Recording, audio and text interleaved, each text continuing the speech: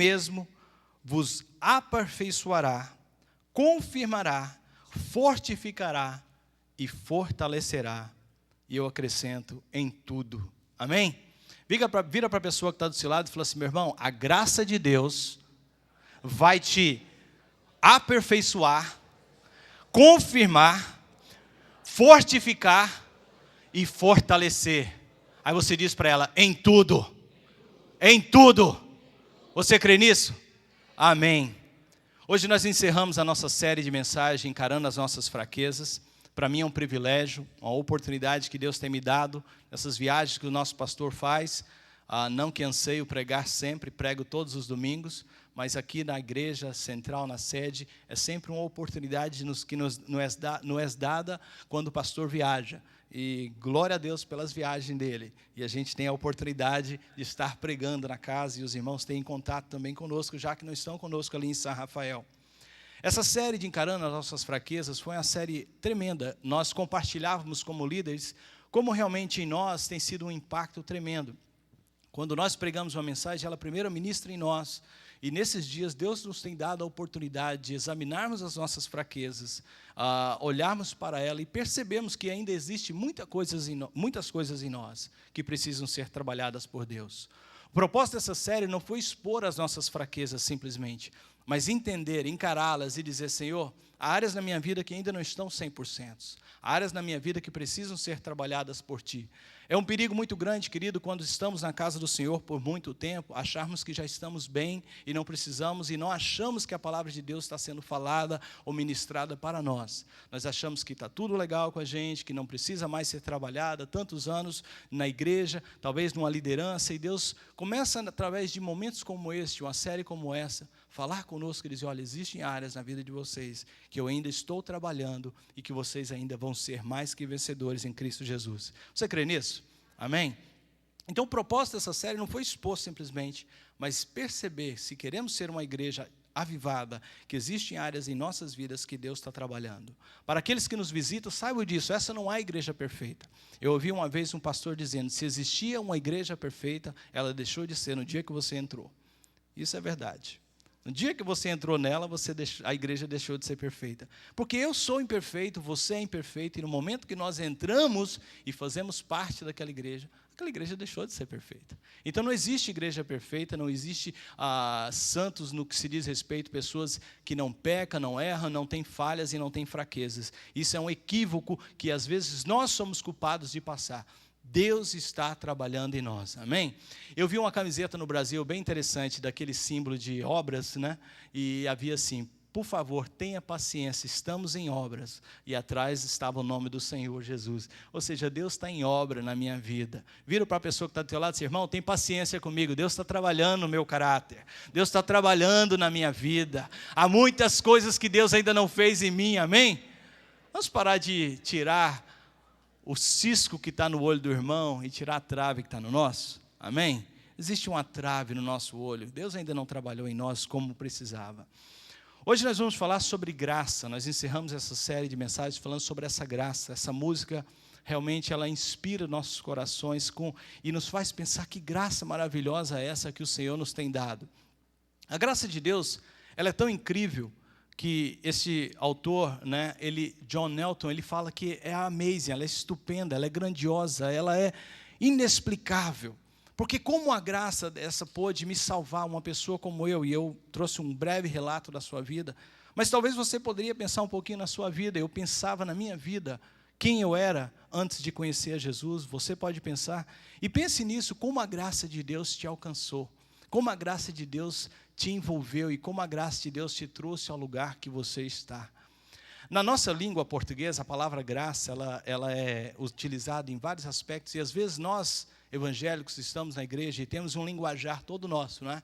Nós tentamos no culto público, que é aquele que nós recebemos os nossos visitantes, utilizar o menos possível de palavras que são mais comuns no meio evangélico.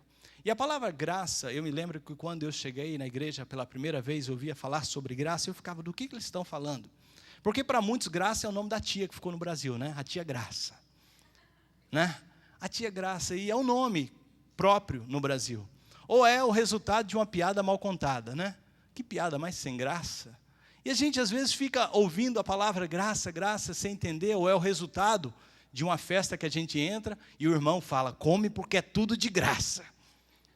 E a gente ouve a palavra e não sabe muitas vezes defini-la ou entender a profundidade que a palavra tem para nós nesse meio que vivemos, que é o corpo de Cristo. Graça, queridos, é o favor ilimitado e imerecido de Deus dado aos pecadores, que nunca poderíamos obter por nossos esforços e nunca poderíamos pagar por tão grande dom. Então é o favor que nós não merecíamos ter de Deus, mas Ele nos deu. Isso nós chamamos de graça. Se você, então, entrou na igreja hoje e nunca tinha entendido o que é graça, quando a gente canta que graças sublimes do Senhor, é esse favor imerecido, ou seja, eu e você não fizemos nada para merecer e jamais conseguiríamos merecer essa graça de Deus, mas foi esse favor de Deus. É como se alguém não merecesse, você sabe que o que ele fez, ele não merecia ser recompensado, mas mesmo assim o seu favor, o seu amor no teu coração faz com que você traga a ela um prêmio, um presente, e a graça de Deus é isso, tem a ver tudo com Deus e nada a ver conosco, é o favor imerecido de Deus. Na jornada de Paulo, eu queria que você abrisse a sua Bíblia em Romanos, Paulo também encontrou a Cristo de uma forma tremenda. Você pode ler isso em Atos dos Apóstolos, quando Paulo tem um encontro no capítulo 13 com o Senhor Jesus, e quem ele era, ele exatamente entendeu que favor é esse de Deus.